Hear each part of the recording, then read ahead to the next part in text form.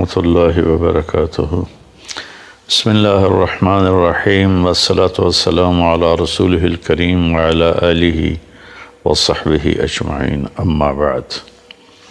میرے محترم بھائیو، دوستو، بہنوں، عزیزو، آج 17 رمضان المبارک ہے، جو اسلامی تاریخ کا نہ بھولنے والا دن ہے، اور اس میں ایک جنگ ہوئی جس کو جنگ بدر کہتے ہیں۔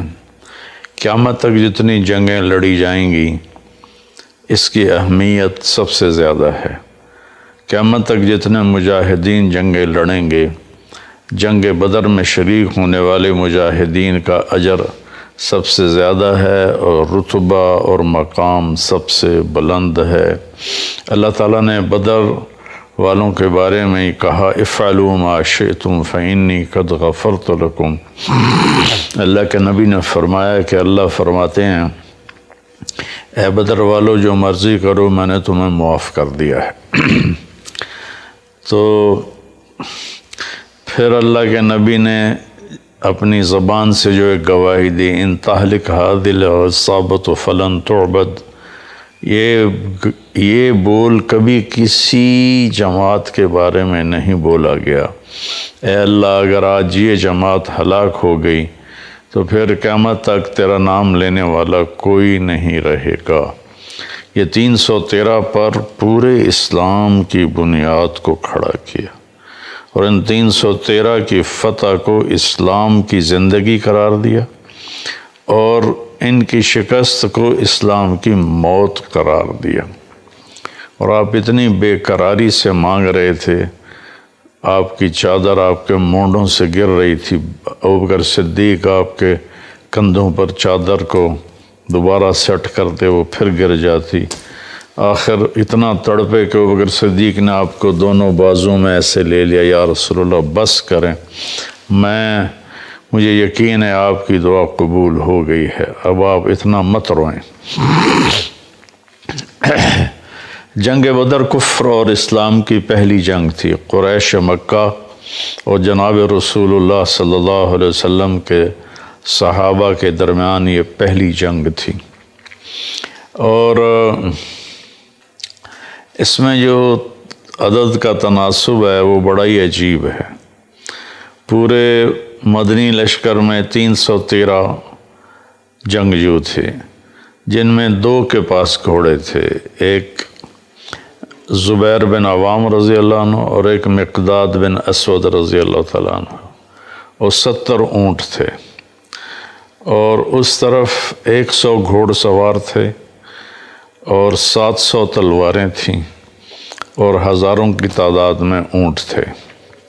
اور ایک شروع میں 1300 کا لشکر تھا، پھر اخنس بن شریق نے راستے میں کہا کہ جب ابو سفیان کا قافلہ گزر گیا ہے تو اب واپس چلیں، تو ابو جہل نہیں مانا، تو وہ ناراض ہو کر اپنے 300 آدمیوں کو، یہ بنو زہرہ میں سے تھا، لے کر واپس چلا گیا۔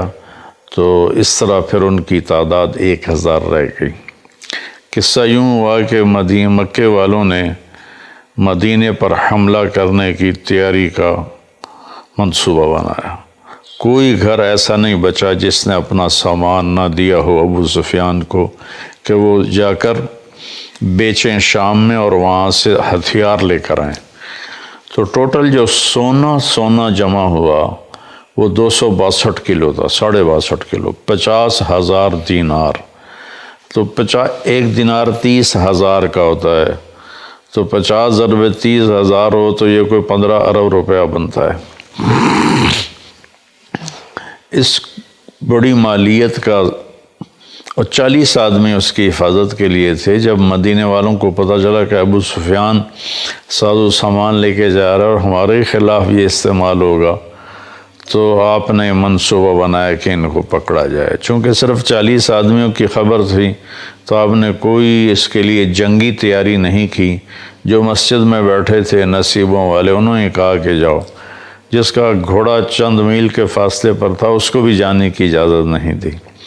اس لیے سامان کی قلت وہ بہت ہی زیادہ نظر آ رہی ہے، اور اس میں اللہ کی حکمت تھی۔ اللہ یہ بتانا چاہتے تھے کہ اللہ اپنے نبی کے ساتھ ہے اور اسے جیتنے کے لیے تمہارے جیسے ہتھیاروں کی ضرورت نہیں ہے، اللہ کی مدد کافی ہے۔ باقی ہتھیار لینا، اسباب اختیار کرنا تو میرے نبی کی سنت ہے، اور یہ سنت فطرت ہے، سنت اسلام ہے۔ تو آپ اس قافلے کے لیے نکلے۔ ابو سفیان کو یہ خطرہ تھا کہ ضرور میرے پیچھے مدینے والے آئیں گے، تو وہ پھونک پھونک کے قدم رکھ رہا تھا۔ ایک جگہ آپ نے حضرت زبیر اور مقداد رضی اللہ عنہما کو بھیجا کہ جاؤ، جا کے پتہ کر کے آؤ۔ تو وہ ایک جگہ انہوں نے اس ابو سفیان کے راستے میں کنواں آتا تھا، وہاں اپنے اونٹوں کو بٹھایا اور وہاں سے انہوں نے پانی پیا، اونٹوں کو پلایا اور حالات کا جائزہ لے کر واپس آئے۔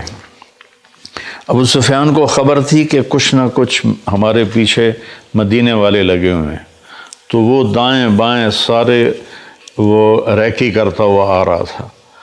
تو وہ اس کنویں پر بھی پہنچا، تو اس نے پوچھا لوگوں سے یہاں کوئی آیا تھا؟ تو انہوں نے کہا یہاں 2 آدمی آئے تھے، پانی پی کے چلے گئے۔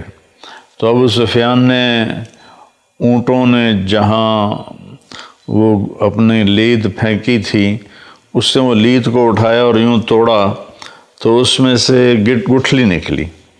تو کہنے لگا اللہ کی قسم یہ مدینے کی کھجور کی گٹھلی ہے، اور وہاں سے فوراً اس نے قافلے کا رخ سمندر کی طرف پھیر دیا اور سمندر کے ساتھ ساتھ وہ پرخطر جگہ کو کراس کر گیا۔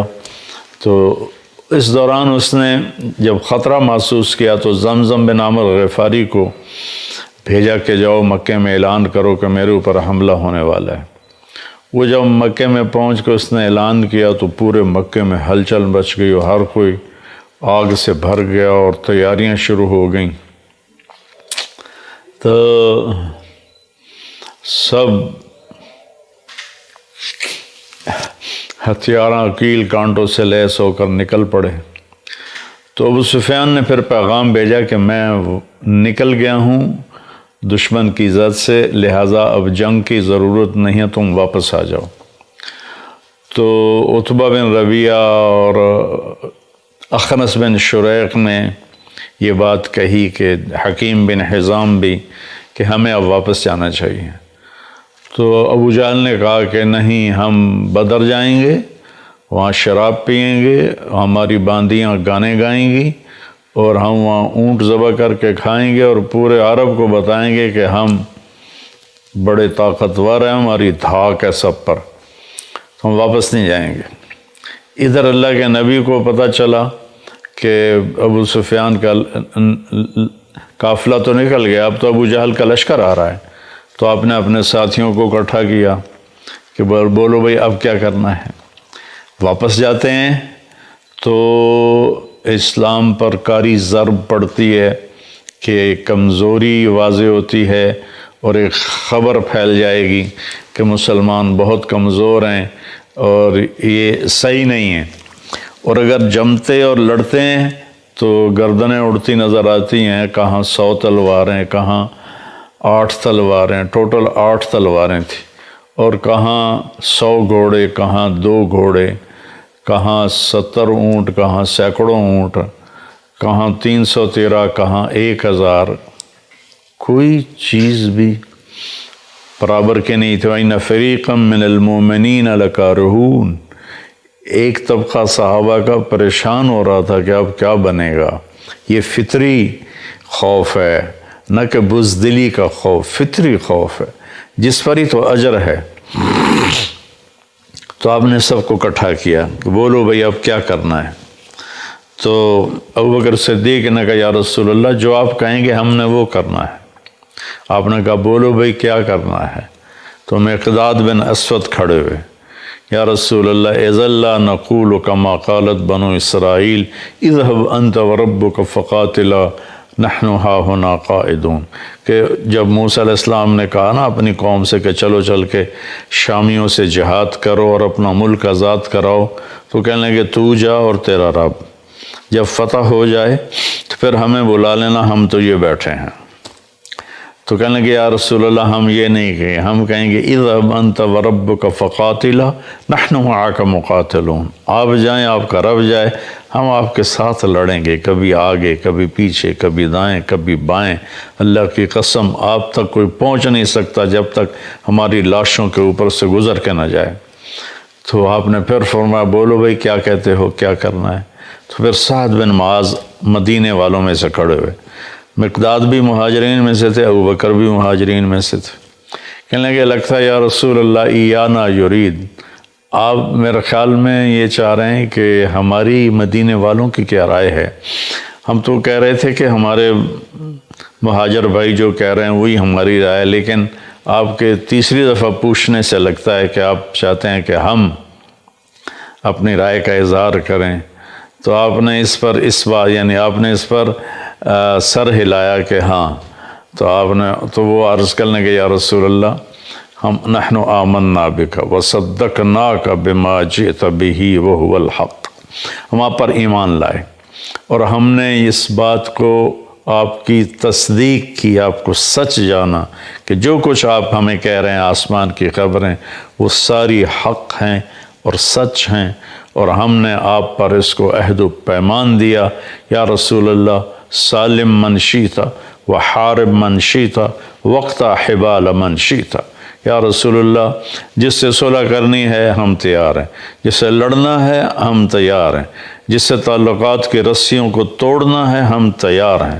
لو امرتنا ان نخوض البحار لخضناہ ولم يتخلف منا رجل واحد، اگر آپ مدینے والوں سے فرمائیں گے کہ سمندر میں کود جاؤ تو اللہ کی قسم ایک بچہ بھی پیچھے نہیں رہے گا۔ سبحان اللہ، کیا لوگ تھے، اللہ سے سودا کر گئے۔ لو امرتنا ان نضرب اکبادنا الى برق الغماد لفعلناه ولم يتخلف منا رجل، آپ ہمیں برق غماد یمن کا پہاڑ ہے، اگر آپ ہمیں فرمائیں کہ اپنے اونٹیوں کو رخ پھیر دو برق غماد کی طرف تو ہم اپنی اونٹنیوں کی لگامیں نکیل چھوڑ دیں گے اور پیچھے مڑ کے نہیں دیکھیں گے کہ کیا ہوتا۔ اس پر آپ کا چہرہ ایسے گلنار ہو گیا، انار کی طرح کھل اٹھا، اور آپ نے کہا اب اللہ کی مدد آ گئی، اب اللہ کی نصرت آ گئی۔ جب مدینے سے چلنے لگے تو اس وقت حضرت عثمان رضی اللہ تعالیٰ عنہ کی اہلیہ، آپ کی بیٹی حضرت رقیہ رضی اللہ تعالیٰ عنہ بیمار تھیں، ان کو چیچک نکلی ہوئی تھی۔ تو آپ نے ذوالحلیفہ سے حضرت عثمان اور حضرت اسامہ دونوں کو واپس بھیجا کہ جاؤ اپنی بیوی کی تیمارداری کرو، اور ان کا نام بدری صحابہ میں لکھوایا، مال غنیمت میں سے ان کو حصہ دیا۔ اپنے اہل و عیال کی رعایت کرنا، خیال کرنا دین کا اتنا بڑا حصہ ہے کہ بدر جیسے مارکے میں سے ان کو واپس بھیج دیا کہ ان کو کافی تکلیف تھی، اور پھر بدر میں ان کا نام لکھوایا۔ بھئی وہ تو نہیں تھے تو اب نہیں تھے، نہیں، چونکہ وہ تو تیار ہو کے آ گئے تھے، آپ نے واپس بھیجا۔ اس سے ہمیں ایک پوائنٹ ملتا ہے کہ اپنے بیوی بچے، اپنے گھر بار کو کی رعایت کرنا، ان کو دیکھنا، ان کی بیماری میں ان کی تیمارداری کرنا، ماں باپ بوڑھے ہیں تو ان کے پاؤں دھو کے پینا، یہ بہت بڑا دین ہے، بہت بڑا دین ہے۔ تو آپ نے دونوں کو واپس بھیجا۔ بدر کی فتح سے پہلے حضرت رقیہ کا انتقال ہو گیا، وہ دفن کر دی گئیں۔ آپ نے ان کی قبر پہ آ کر ان کے لیے دعائے مغفرت فرمائی۔ آپ نے اپنی بیٹی کو واپسی پہ دیکھا نہیں ہے۔ تو جب آپ نے سب کی رائے سن لی تو پھر آپ نے اپنے لشکر کو آگے کی طرف کوچ کا حکم دیا۔ تو قریش بدر کے ایک کنارے پر تھے اور صحابہ دوسرے پر تھے۔ اس طرف قریش مدنی لشکر تھا اور اس طرف قریشیوں کا لشکر تھا، بیچ میں فاصلہ تھا، ایک دوسرے کو نظر نہیں آ رہے تھے۔ تو اس کو آپ نے تقسیم کیا لشکر کو۔ آپ نے مہاجرین کا جھنڈا جناب حضرت علی علیہ السلام کو عطا فرمایا، اور انصار کا جھنڈا وہ آپ نے سعد بن معاذ رضی اللہ عنہ علیہ السلام کو عطا فرمایا، اور آپ نے پورے لشکر کا جھنڈا سفید رنگ کا وہ حضرت مصعب بن عمیر رضی اللہ تعالیٰ عنہ کو عطا فرمایا اور ان کو درمیان میں کھڑا فرمایا۔ پھر آپ نے رائٹ سائڈ کے لشکر کی کمان حضرت زبیر کے سپرد کی، لیفٹ سائڈ کے لشکر کی کمان آپ نے حضرت مقداد بن اسود کے سپرد کی، اور پیدل جو تھے اور یہ اونٹنیوں پہ سواروں سے ہٹ کر جو پیدل تھے ان کے لشکر کی کمان اپنے قیس بن ابی صعصع کو دی۔ جب آپ نے سفر شروع کیا تو ایک بات اور یاد آئی، آپ نے اس قدر انصاف سے کام لیا کہ اونٹ تھوڑے تھے، صحابہ زیادہ تھے، تو 3 4 4 وہ ایک اونٹ پہ ان کا آتا تھا حصہ، تو وہ باری باری سوار ہوتے تھے، باقی پیدل چلتے تھے۔ تو آپ کے ساتھیوں میں حضرت علی اور مرشد بن ابی مرشد الغنمی رضی اللہ عنہما، یہ 2 اور آپ، یہ 3 آپ کے ساتھ اونٹنی میں شریک ہوئے۔ تو ان دونوں نے عرض کی یا رسول اللہ آپ سوار ہو جائیں، ہم پیدل آپ کے ساتھ چلیں گے، اپنا حصہ آپ کو دیتے ہیں۔ تو فرمایا کہ مجھ سے زیادہ تم طاقتور نہیں ہو اور اجر کا میں تمہاری طرح ہی محتاج ہوں، میں اپنی باری پہ پیدل چلوں گا۔ چنانچہ اس طرح آپ سفر کر کے بدر کے قریب پہنچے، اور رات کو پھر آپ نے یہ دعا مانگی۔ یہ صحابہ، بدری صحابہ کے بارے میں مہر ہے کہ اگر یہ نہ ہوتے تو اللہ کا نام دنیا سے مٹ جاتا۔ ان تہلک ہذہ العصابۃ فلن تعبد، یہ مٹ گئے تو تیرا نام لینے والا کوئی نہ بچے گا۔ تو جمعہ کا دن تھا، 17 رمضان تھی، آج بھی جمعہ کا دن ہے، 17 رمضان ہے۔ کبھی کبھی یہ اتفاق ہو جاتا ہے شمس و سورج چاند کی گردش سے کہ جمعہ اور 17 رمضان اکٹھے ہو جاتے ہیں، کبھی مختلف ہوتے ہیں۔ تو آپ نے ارشاد فرمایا کہ تیر نہ چلانا جب تک وہ تمہارے تیروں کی زد میں نہ آ جائیں، اور حملہ نہ کرنا جب تک وہ تمہارے پر حملہ آور نہ ہو جائیں۔ تو اس کے بعد 3 آدمی نکلے مکہ کے لشکر سے، عتبہ بن ربیعہ، شیبہ بن ربیعہ، دونوں بھائی ربیعہ کے بیٹے، ولید بن عتبہ، یہ عتبہ کا بیٹا۔ تو ایک ہی گھر کے 3 افراد، 2 بھائی اور ایک بیٹا اور بھتیجا۔ تو ان کے لیے آپ نے بھیجا معوذ بن افراء کو اور عوف بن افراء کو اور عبداللہ بن رواحہ، یہ مدینے کے لوگ تھے۔ تو جب وہ سامنے آئے تو عتبہ نے کہا کون لوگ ہو؟ کہا ہم مدینہ کے لوگ ہیں۔ کہا شریف لوگ ہو، ہماری تم سے لڑائی نہیں ہے، واپس چلے جاؤ۔ ان کو واپس بھیج کر کہا محمد صلی اللہ علیہ وسلم ہماری قوم ہماری طرف بھیج، ہماری برادری سے لڑائی ہے، ان کو بھیج ہماری طرف۔ تو اس پر آپ نے فرمایا ایش عبید اٹھو، عبید بن حارث آپ کے تایا کے بیٹے، یہ سب سے زیادہ عمر کے تھے، اے حمزہ بن عبد المطلب آپ کے چچا، آپ کے دادا کے بیٹے، اٹھو، اے علی بن ابی طالب اٹھو۔ یہ تینوں دو جوان تھے اور ایک بڑی عمر کے تھے، تو لوہے کی آگے وہ سکرین تھی۔ تو عتبہ نے پوچھا کون لوگ ہو؟ کہا کہ ہم قریشی ہیں۔ تم کون ہو؟ کہا میں شیبہ، میں عبید بن حارث۔ تم کون ہو؟ کہا میں حمزہ بن عبد المطلب۔ کہا تم کون ہو؟ کہا میں علی بن ابی طالب کا اکفاءنا، اب ہمارے جوڑ کے آئے ہو۔ تو تینوں شیبہ اور عتبہ آپس میں ٹکرائے، عبید اور عتبہ آپس میں ٹکرائے، اور شیبہ اور حمزہ آپس میں ٹکرائے، اور ولید اور علی آپس میں ٹکرائے۔ تو علی و حمزہ علیہ السلام نے تو 2 منٹوں میں اپنے دشمن کا صفایا کر دیا، ولید کا اور شیبہ کا۔ عتبہ نے تلوار کا وار کیا جس سے حضرت عبیدہ کی ٹانگ کٹ گئی اور وہ گر پڑے۔ تو پھر دونوں شیروں نے جھپٹ کر عتبہ کا سر بھی اڑا دیا اور آپ کو اٹھا کے لائے۔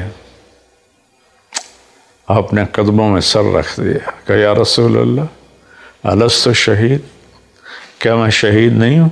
آپ کا بلا وانا علیک شاہد، میں تم پر گواہ ہوں کہ تو شہید۔ کہنے لگے اگر آج آپ کے چچا ابو طالب زندہ ہوتے تو وہ جان جاتے کہ ان کے اس شعر کا میں زیادہ حقدار ہوں۔ وَنُسَلِّمُهُ حَتَّى نَصْرَ حَوْلَهُ وَنَذْهَلَ عَنْ أَبْنَائِنَا وَالْحَلَائِلِ۔ یہ جناب ابو طالب کا قصیدہ ہے، 90 اشعار کا، اس کو قصیدہ لامیہ کہتے ہیں۔ کذبتم وبیت اللہ نبزا محمدا ولما نطاعن حوله ونناضلی ونسلمه حتى نصر حوله ونذهل عن أبنائنا والحلائل وابيض يستسقى الغمام بوجهه ثمال اليتامى عصبة للأرامل۔ کیا خوبصورت عربی کا شاہکار ہے وہ قصیدہ۔ تو اس میں ایک شعر تھا کہ تم کہتے ہو کہ ہم تیرے بھتیجے کو قتل کر دیں گے، تو میں کہتا ہوں کہ آؤ، پھر تمہیں ہماری لاشوں سے گزر کر ہی اس تک پہنچنا پڑے گا، اور ہمارے لاشوں کے ٹکڑے بکھرے ہوئے ہوں گے، پھر تم میرے بھتیجے تک پہنچ سکو تو پہنچ سکو، اس سے پہلے نہیں پہنچ سکتے۔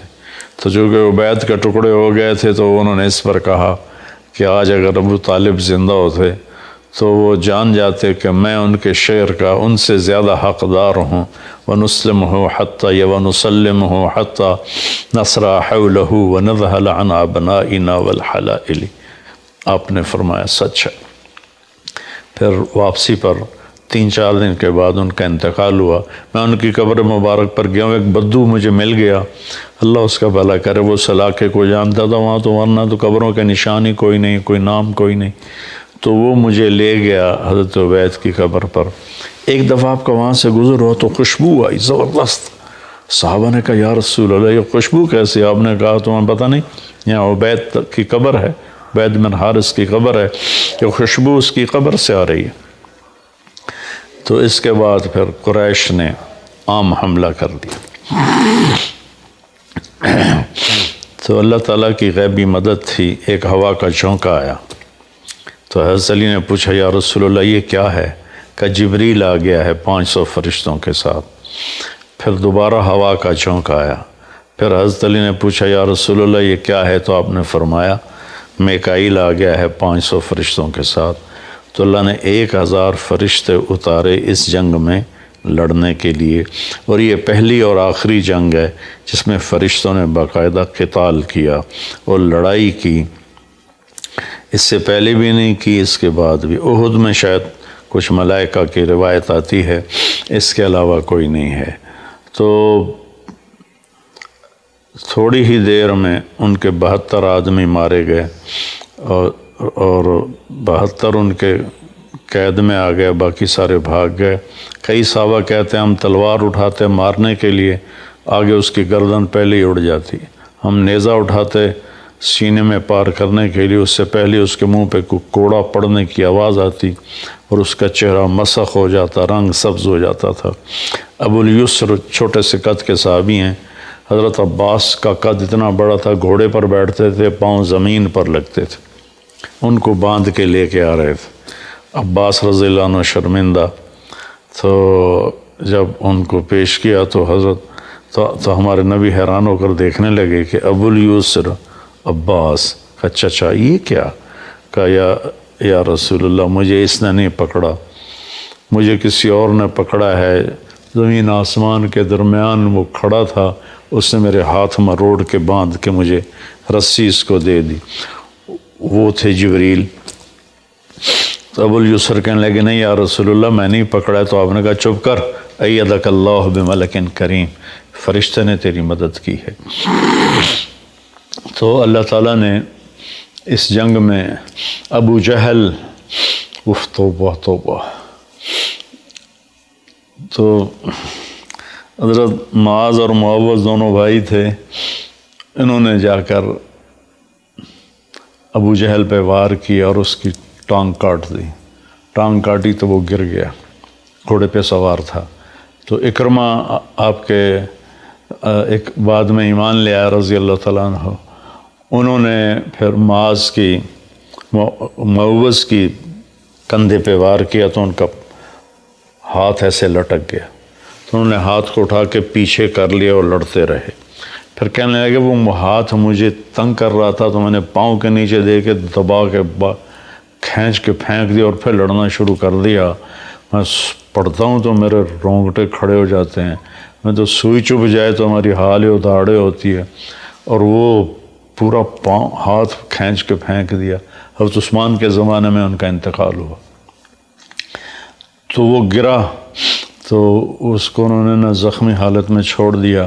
جب جنگ ختم ہوئی تو آپ نے فرمایا کوئی ابو جہل کا پتہ کرے، تو عبداللہ بن مسعود ڈھونڈنے نکلے تو وہ سانسوں میں تھا، ابھی زندہ تھا، تو اس کے سینے پر چڑھے اس کو سر اتارنے کے لیے۔ تو کہنے لگے کون ہو؟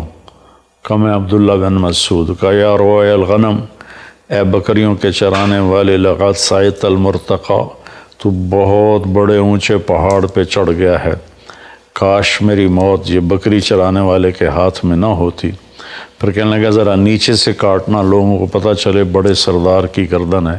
پھر کہنے لگا اخبر صاحب کا، ہوئے اپنے ساتھی کو بتا دے، انک اليوم ابغض الی من الامس، کہ کل میں تجھ سے جتنی نفرت کرتا تھا آج اس سے زیادہ کر رہا ہوں۔